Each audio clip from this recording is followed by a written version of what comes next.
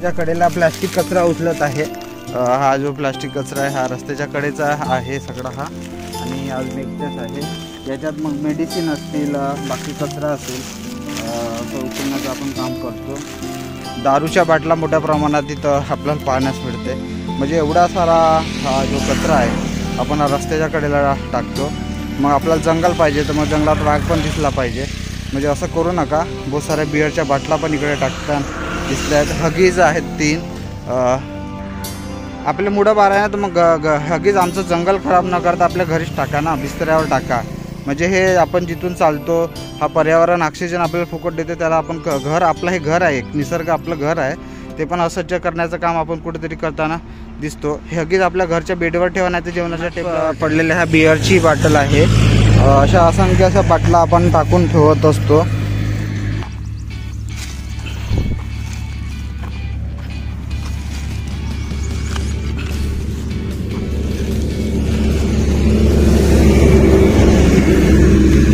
रोज थोडा थोडा उचलला कचरा तर नक्कीच देश आपला साफ होईल, रस्ता स्वच्छ आणि सुंदर होईलच, यात काही शंका नाही।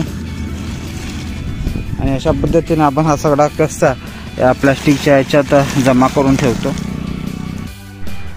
हा कचरा उचलला मी एवढा 2 किलोच्या आसपास कचरा आहे हा प्लास्टिक कचरा, आणि हा रस्त्याच्या कडेला आहे। असा हा रस्ता आपल्याला स्वच्छ आणि सुंदर करत न्यायचा आहे। मोठ्या प्रमाणात हा प्लास्टिक कचरा आहे। आपली सायकल सोबत आपण रोज फिरत असतो, एक तर पर्यावरणाला म्हणजे आपला व्यायाम होते, प्रदूषण होत नाही, टू व्हीलर पण आहे आपल्याकडे, पण आपण सायकलनं रोज फिरत असतो। कृपा करून जनसामान्याने असा कचरा टाकू नये।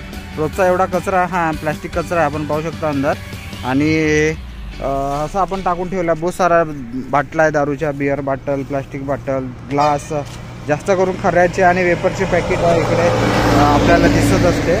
तर अशा पद्धतीने आपण हा कचरा रोज जमा करू, जेणेकरून आपला देश नक्कीच स्वच्छ राहीलच, यात काही शंका नाही।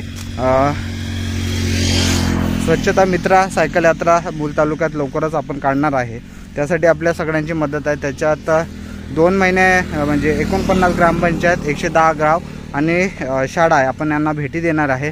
आणि गावात असलेली अस्वच्छता आणि असं पर्यावरणपूरक आपण गाव ठेवलं पाहिजे, स्वच्छ ठेवलं पाहिजे, त्यासाठी आपण स्वच्छता यात्रा सायकल यात्रा मी सुरू करणार आहे। तरी आपल्या सगळ्यांची मदत पाहिजे। प्रवासात लागणारा खर्च हा भरपूर आहे, म्हणजे राहण्यासाठी टेंट लागते, स्लीपिंग बॅग आहे, सोलर आहे, आणि जिथं रात्र तिथे थांबायचं आणि दिवसा प्रवास करायचा, अशी ही आपला या सायकल यात्रा राहणार आहे। तरी मी सगळ्यांना विनंती करतो की आपण थोडी मदत करा, की त्याच्यातून मला साहित्य घेता येईल आणि ही यात्रा सफल करता येईल। मूलवाल्यांचा नक्कीच आशीर्वाद माझ्यासोबत पहिले पण आता पण राहील, आणि हे यशस्वी यात्रा करण्यासाठी सगळे मदत करतील अशी मी आशा करतो।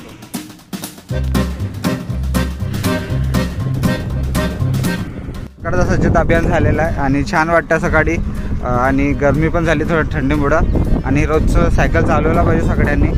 स्वच्छता मित्र टीम सकाळी रोज जात असते, कोणी आले ना तर आपण एकटा पण जातो, काही फरक पडत नाही, पण रोज कंटिन्यू आपण काम केलं पाहिजे, आपल्यासाठी नाही पण आपल्या देशासाठी।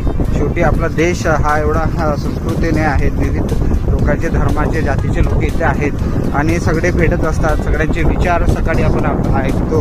आणि प्रवासात पण या माझ्या सायकल यात्रेत खूप लोक मला भेटत असतात, त्यांचं पण माझं मनोबळ वाढवण्याचं ते काम करतात, त्यांचे सगळ्यांचे धन्यवाद। आणि कचरा फक्त डस्टबिनमध्ये टाका, इतरत्र टाकू नका।